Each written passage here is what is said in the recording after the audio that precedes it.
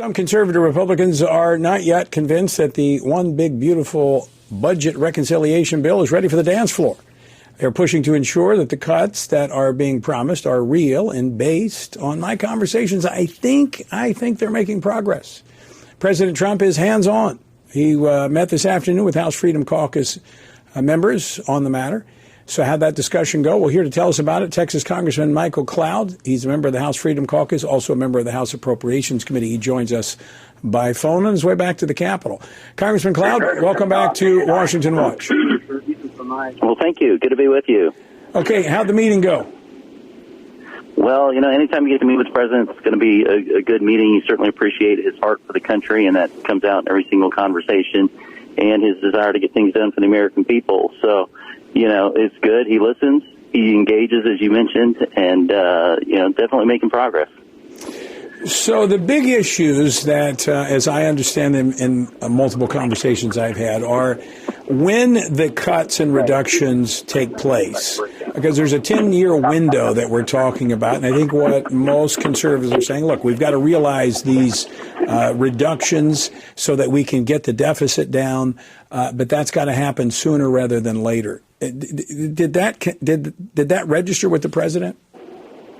Yeah, one of the big concerns, in the first draft, if we can call it that, was, and, we've seen this before where a number of bills that will come out and all the fun stuff, shall we say, is in the front end, and then you pay for it many, many years later, even 2-3 elections later. And so, we've worked hard over the last few days to move some of those timelines up for implementation, which helps move the needle on those sort of things. And then, as the president said when he came to visit us yesterday, addressing the waste, fraud, and abuse. And so we've been focused on that and kind of drilling down on where we can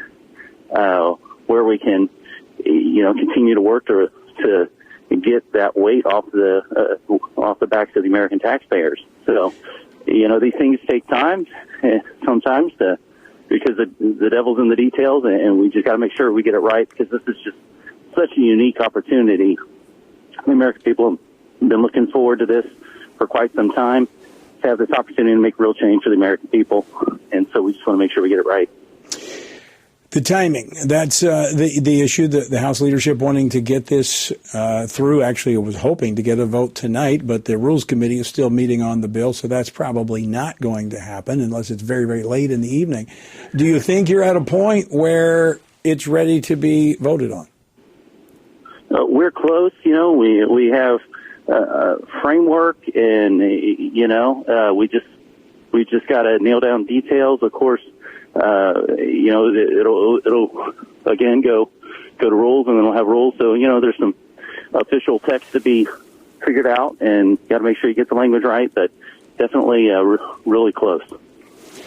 So, as the concessions are made for conservatives, which I agree with. Some Republicans are on the other side, kind of the moderate Republicans, fighting for an increase in the state and local tax cap. Where does that balance stand? Well, that's the thing we don't want to be doing is to ratchet up the incentives for states who are doing things the wrong way. Agreed. And disincentivize it for states doing things the right way. And so, that's been kind of the pushback on the idea to massively expand SALT. Of course, we have to get enough votes to get all the good stuff that's in the president's agenda passed. So, we're trying to provide a little leeway in the negotiations where it needs to happen to make sure that we get wins on the president's agenda. But I think we have a framework yesterday that they worked out that keeps the massive expansions that we were looking at. And so, again, it's just nailing down a couple details. I think at this point I'm optimistic we'll be able to get there. Well, I commend the Freedom Caucus for continuing to work on this in a reasonable manner. I mean, I think, you got to have the conversations. You can't just walk away from the table. But these two issues of the Medicaid and even the SALT caps, as you said, that allows the deduction that people in high income tax states, blue states that have failed policies, it really is a subsidy of those blue states. The same is true with the Medicaid expansion, that the blue states had expanded it to allow these able-bodied individuals who could be working to be on Medicaid. It's a disincentive to the states to do things responsibly. Right, and so bringing work requirements into it. And then one of the big issues when we're talking about, again, waste, fraud, and abuse, as the president talked about yesterday, and making sure that we're targeting that, is some of the ways that states have kind of turned the Medicaid into a money laundering scheme. So where, it's very rare, I should say, that you have people coming to Washington, D.C. to say, please tax me more.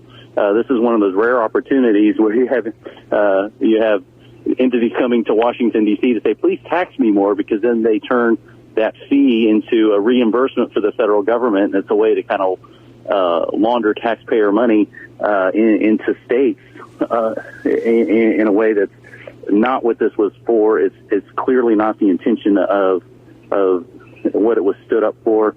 And the fact that over time, the focus has shifted from the vulnerable, from the disabled, into incentivizing states to keep people out of the workforce. It's an issue, So we're trying to get as much done as we can in this opportunity. Of course, we didn't get here overnight on all these issues, and it's not going to be taken care of in one bill. But there's, we got to make sure that we have a course correction, a significant course correction, and we get a lot of wins for the president's agenda that obviously the American people voted for. All right, final question for you, Congressman Cloud. Sense of timing. When do you think this may get to the floor? Sooner than later.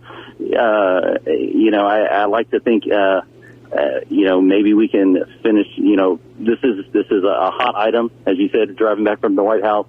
Now we're going to sit down and kind of put pen to paper, make sure we have a understanding of where we're headed.